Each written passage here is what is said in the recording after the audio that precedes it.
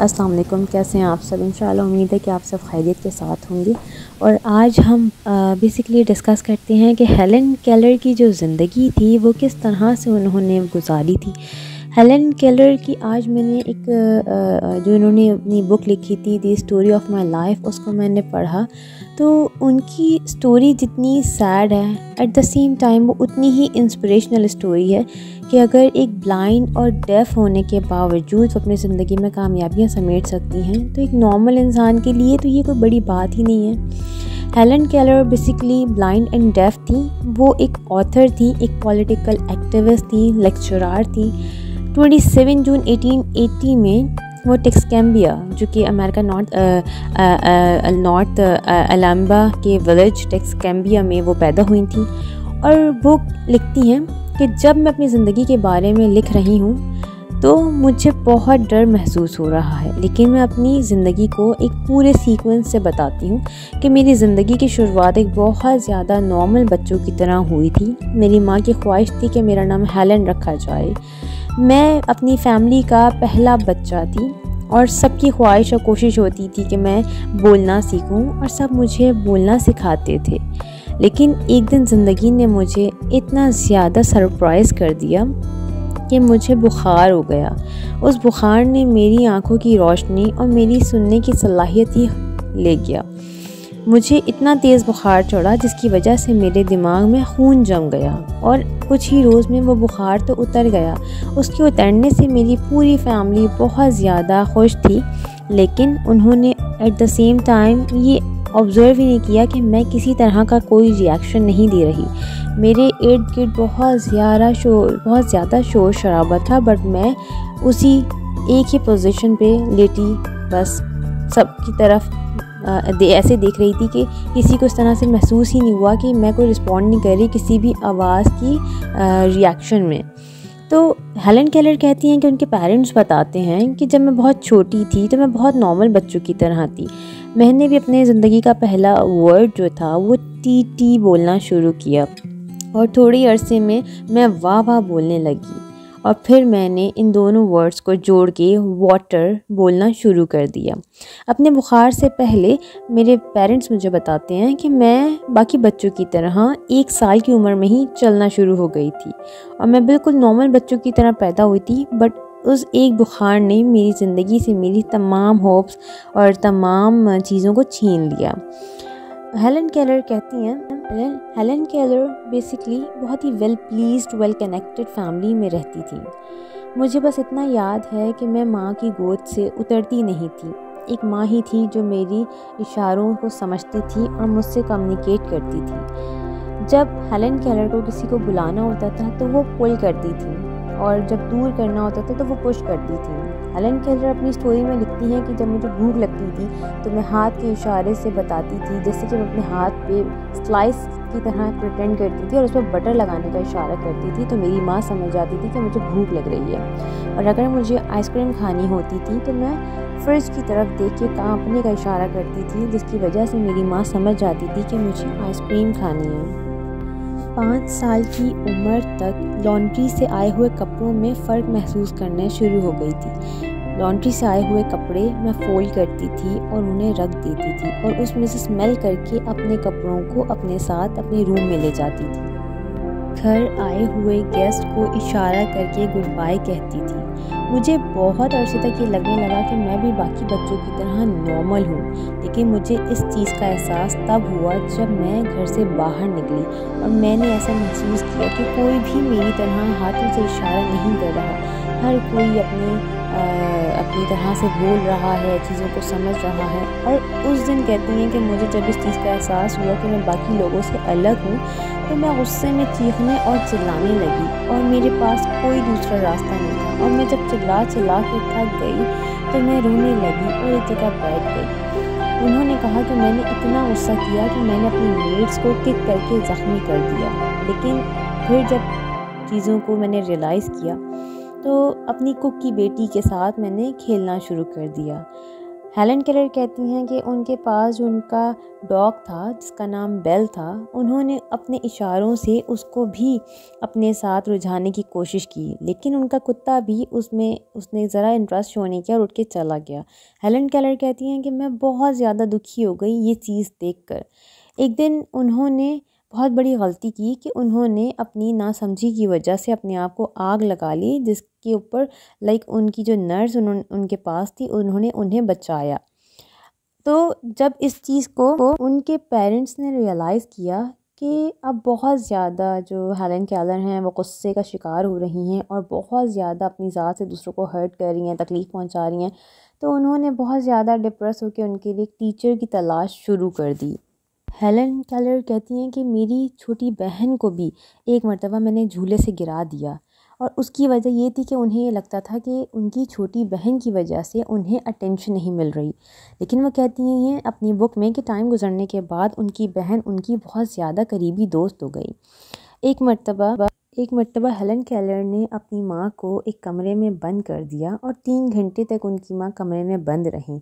ये तमाम चीज़ें देख के उनके पेरेंट्स बहुत ज़्यादा अपसेट हो जाते थे, क्योंकि जिस जगह हेलन केलर रहती थी वहाँ कोई स्कूल नहीं था जो कि ब्लाइंड एंड डेफ बच्चों को पढ़ा सके। कोई टीचर इतनी दूर नहीं आता था, ना हेलन केलर ना ही उनकी कोई फ्रेंड्स थी, ना ही कोई फैमिली थी। तो हेलन केलर ये कहती हैं कि मैं और हर कोई ये समझता था कि मैं शायद अनएजुकेटेड रहूँगी, लेकिन मेरी माँ ने बहुत ज़्यादा एफ़र्ट की। उन्होंने एक अमेरिकन जो न्यूज़पेपर्स होते हैं वहाँ पे एक उन्होंने नोट पढ़ा कि सेम हेलन केलर की तरह एक और लड़की थी जिसका नाम लॉरा था, वो सेम कंडीशन की थी, बट वो भी टाइम के साथ जो है उसने भी बहुत ज़्यादा पढ़ाई स्टार्ट कर दी। और इस चीज़ ने हेलन केलर की माँ को एक उम्मीद दिखाई, जिसकी वजह से जब वो हेलन केलर 6 साल की थी तो उनके फादर ने कोशिश की और वो उन्हें डॉक्टर के पास ले गए। लेकिन डॉक्टर के पास जब वो गए तो डॉक्टर ने भी सामने से कोई ख़ास उम्मीद या कोई होप नहीं दी, बट उन्होंने ये कहा कि हेलन केलर को डॉक्टर अलेक्जेंडर ग्राहम बेल के पास ले जाया जाए वाशिंगटन में। तो कुछ ही अर्सा गुजरा और हेलन केलर के फादर उन्हें डॉक्टर अलेक्जेंडर के पास ले गए। हेलन केलर कहती हैं कि उस इंसान ने मुझे अपने घुटने पर बिठाया और मेरे तमाम साइंस को समझा। वो कहती हैं कि मुझे इतना अच्छा महसूस हुआ कि कोई है जो मेरे हाथों के इशारे को फाइनली समझ रहा है। डॉक्टर अलेक्जेंडर ने उन्हें एडवाइस दी कि वो मिस्टर एनेक्सॉन को लेटर लिखें, जो कि पार्किंसन इंस्टीट्यूट के डायरेक्टर हैं।